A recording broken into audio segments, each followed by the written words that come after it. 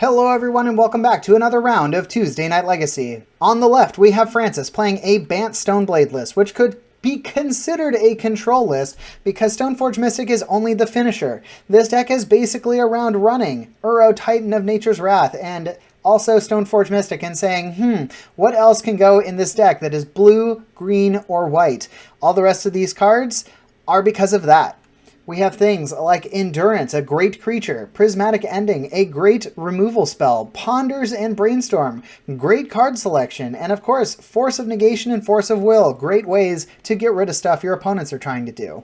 This deck just is doing everything in its power to make you have a bad time and for them to have a good time by playing Stoneforge Mystic and finishing you with Cauldron Complete. On the right, we have a new deck to the channel, Cloudpost.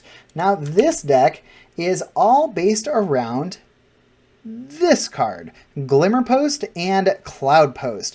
Now, these lands are locusts, and for however many locust lands you have in play, Cloudpost will add 1 generic mana to your mana pool. So, say you have a single Cloudpost in play, only taps for 1. If you have 2 Cloudposts in play, then both of them together tap for 2, which is 4. And if you have Glimmerpost, you're gaining life from these locust lands that you're playing. And if you have a couple Glimmerposts and a couple Cloudposts, well, you can tap for a lot of mana pretty quickly. Now, this deck is a ramp deck, so it's trying to put in some insane mana cost creatures and planeswalkers like Ugin the Spirit Dragon and Ulamog the Ceaseless Hunger. It also got a newer, it's been a long time, newer creature in M20 with Golos Tireless Pilgrim being able to find any land card and put that onto the battlefield tapped just for 5 mana. And it uses early game interaction like Expedition Map and Pithing Needle to kind of either find the lands that it needs and shut down the stuff that your opponent's doing, as well as Ancient Stirrings to dig for stuff that it's looking for. And once you're casting those huge creatures, you're hoping that just casting those is going to be enough to kind of swing the tide in your favor and win the game. So let's go ahead and get going with this land ramp versus control.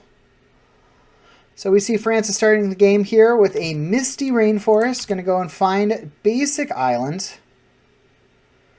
Not even Basic Island, it's a snow-covered island. We're seeing a Ponder here. Does not like those cards. Shuffles it up. And decides to take one off the top randomly. Passes the turn on to Cloudpost here. We're seeing a Windswept Heath from Cloudpost. Probably going to get green, as this is a mono-green deck. It runs a ton of different types of lands, but in the heart of the deck, it is basically just basic forests. Let's see here. It's got 3 snow-covered forests. Well, 3 forests. This isn't the exact list, but it's extremely close. And I guess this one has snow-covered forests, and that one has just forests. So we're seeing an Ancient Stirrings. Going to find a colorless card from among the top 5, put it into hand, and was revealed Glimmerpost. We saw Francis go ahead and cast a Brainstorm there, did not see any other mana in the top 3 cards, and conceded the game on the spot. We're going to game 2. So a Leyline of the Void into play, and a Pithing Needle on I'm Not Sure, since we don't have audio of these. Cloudpost probably just guessing here, because Francis did not show at all what he was on. All he did was fetch up a blue land, and then cast 2 cantrips.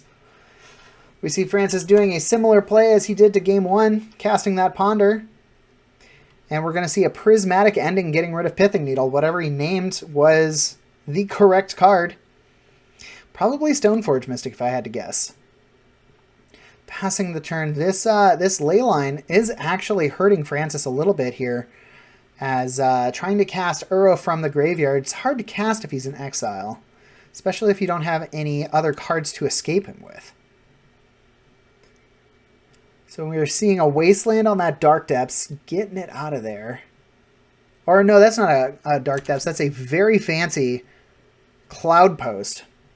I think a Judge's Promo Cloudpost. I've never seen one personally, but I do know that they exist.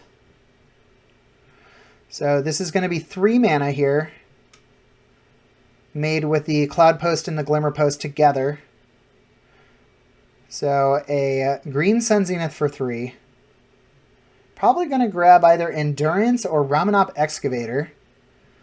to be able to bring back the Cloudpost. Now we're tapping for, went from 3 mana to 3, 6, 7 mana here just by getting that land into play.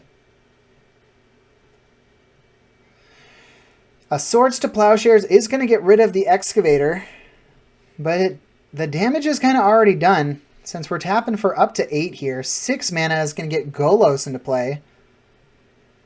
Grabbing any land and putting it into the battlefield tapped. Francis says, okay, can't stop that. We're going to see a Glimmer Post. And Francis is going to concede to that. A short game to be sure.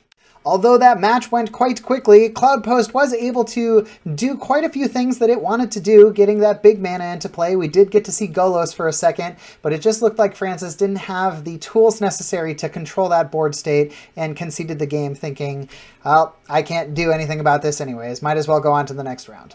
Thanks for watching. Please consider liking the video and subscribing to the channel if you want to see more of this content in the future. We have a bunch more of these on the channel, so go check out our backlog to see some other premium content. If you're curious about a deck you saw played here, the deck lists are always in the description of the video below. Thanks as always to Spellhold Games for letting us play at their store, and we'll see you next time for some more Magic content on Tuesday Night Legacy. Bye!